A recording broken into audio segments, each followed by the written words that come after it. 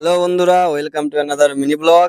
তো দেখতে পাচ্ছ প্রত্যেকটি ছেলেই আমরা এখন আছি একদম এই যে মেন রাস্তা আমাদের গ্রামের তার ঠিক পাশে এরকম একটি প্লেসে আমরা আজকে ভিডিও বানাতে এসেছিলাম। কি বলছো?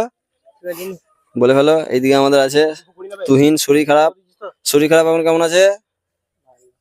হ্যাঁ, খুব ভালো ছেলে।